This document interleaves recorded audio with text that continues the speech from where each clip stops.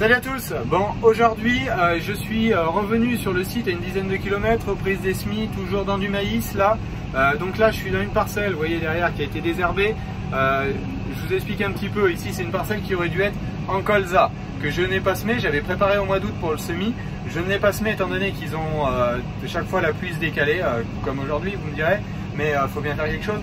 Mais la pluie s'est décalée, j'ai pas semé et finalement je ne regrette pas parce que la semaine dernière dans ce genre de parcelle, il a fait -7, -8 et tous les colzas qu'on peut voir dans la plaine ont pris un gros coup de gel et n'ont pas aimé ces températures là. Donc c'est pas une parcelle couramment que je mets en maïs. L'objectif ici c'est de nettoyer, de mettre une autre culture dans la rotation et de tester un maïs ultra précoce, récolte envisageable le plus possible en sec, donc ce qu'on appelle chez Pionnier des maïs dry. Donc un objectif ici à peine 5 quintaux, plutôt 80-90 au maxi, mais je compte pas plus, mais le faire avec le moins de frais possible. Je n'ai pas retravaillé le sol, j'ai laissé pousser donc toutes les repousses de céréales ainsi que ce qui est vulpin, régras et quelques autres dicotes. Mais le but c'est aussi de faire un gros nettoyage en ajoutant une nouvelle culture dans cet assalement là. Donc ça va donner réponse aussi à la dernière vidéo que je vous ai fait sur le semi-direct maïs sur maïs. Donc je vais descendre et je vais vous faire voir un petit peu quelques particularités et quelques choix que j'ai fait. Allez hop, on arrive. Donc pourquoi pas de couvert? Parce que déjà j'avais pas le temps, pas la fourniture et ni les conditions météo pour la planter à l'automne. Donc moi le but ici c'était en plus là de pas en avoir, ça a gardé un petit peu de fraîcheur. Vous voyez à l'intérieur on a un petit peu de terre fraîche. Et on pourrait un bâton parce que le semoir ferme fort en fermeture. Là les graines sont là. Là. Donc tout de suite j'ai tout peine assez de fraîcheur pour faire lever mon maïs là. Mais la moindre pluie qui va se passer, il y a de la fraîcheur dessous et j'ai pas desséché mon sol avec un couvert.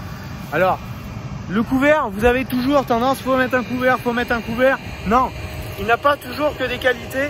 Et là en l'occurrence il aurait desséché le sol et ça aurait pas été un plus. Même le paillage qui est dessus, le couvert pompe de l'eau pendant cette période de croissance durant l'hiver et le début de printemps. Et même si je l'avais détruit il y a un mois ou un mois et demi, ça n'aurait pas apporté un plus. Ici il y a aussi 5 tonnes de fumier de poulet, plus vous voyez les pailles qui sont encore là. Donc toute l'activité du sol avec de la matière organique en surface à digérer et n'était pas dépourvu de cela. Alors par contre, peut-être effectivement pour rebondir à certains, j'ai pas de chasse débris ici, qui ne servirait à rien. Sur le maïs il m'aurait pas servi à grand chose. Effectivement peut-être qu'un disc cooper aurait pu être intéressant, surtout dans le maïs sur l'autre parcelle. Mais bon, c'est un essai, je fais avec le matériel que j'ai. J'ai déjà des ressorts qui permettent de mettre plus de pression sur les éléments, plus mes roues en fonte de fermeture qui font plutôt un bon boulot ici. Parce que vous voyez, toute marée là. Donc là, ça c'est pas le plus parlant parce qu'on se retrouve à côté du passage de Pulvé. Mais si on est là, vous voyez, donc on trouve les grains d'engrais. Là, comme j'ai du fumier de poulet, vous voyez, là on est dans le frais. Hein. Tous mes grains ici se retrouvent plutôt bien dans le frais. Voilà, là on a un autre. Alors je n'aime pas très profond, voilà encore un.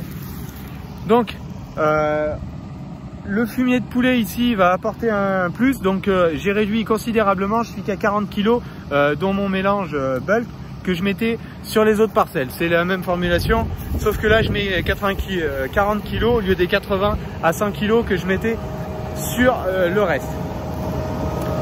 Juste pour vous répondre un peu, parce que j'ai pas le temps de répondre à tous, vous avez énormément de commentaires postés sur les dernières vidéos, donc je peux pas tous vous répondre. Je m'en excuse, mais laisser maïs sur maïs, c'est 18 hectares, ça porte la parcelle, et avec 4 variétés différentes, mais je vous aurai beaucoup plus d'explications, tout comme ici. Sur le semis que je suis en train de faire, vous aurez plus d'explications dans la vidéo dans 10 jours. Donc je vous présente déjà un petit peu le chantier, vous voyez et tout, mais ne posez pas trop de questions parce que souvent vous allez avoir la réponse dans la vidéo hebdomadaire, donc dans 10 jours. Donc voilà, allez, je vous mets quelques images au drone de tout ça. Allez, on décolle. Take off. The home point has been updated. Please check it on the map. Allez hop, donc je viens de décoller sur la cabine. C'est pratique, ça m'évite de descendre justement du tracteur et de perdre du temps et faire toutes les vidéos en même temps. Donc vous voyez un petit peu le semis là, donc la structure est vraiment bonne. On a un petit peu de fraîcheur dedans, je vous dis, ça fera lever une majorité je pense de maïs, mais pas tout.